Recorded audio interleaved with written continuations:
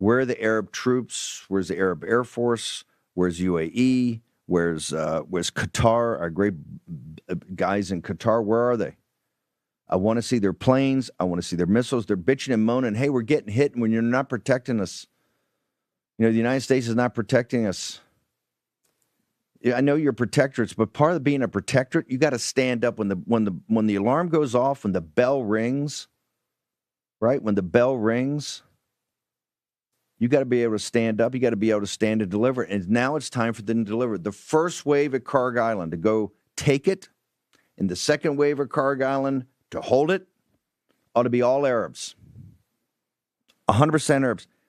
The counter argument is, well, Steve, you can't do that. If you do the Arabs and the Persians, you got the Persian nationalist war go on forever.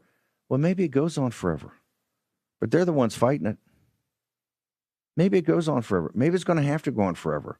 Maybe all that bad blood's got to be, you got to lance the bull and let the pus out. We've already made it. The Israelis already made it a Persian nationalist thing. Where's the revolt against the Islamic theocracy? Those demons, I might add, for all the happy talking, you got today at CPAC, they may even have the Shah's son. Remember the Shah's son last summer when he was in London and he stood up and had a press conference. The Shah's son stands up there and he goes, we're committed to monarchy. We're ready to go back. And some reporter goes, are you prepared?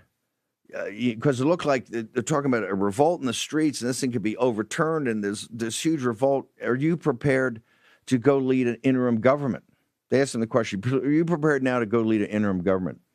His response was, I'm kind of fully booked on my social calendar because it's August. I'm fully booked in Europe for my social calendar, but there could be availability, maybe later in the fall. That was his answer.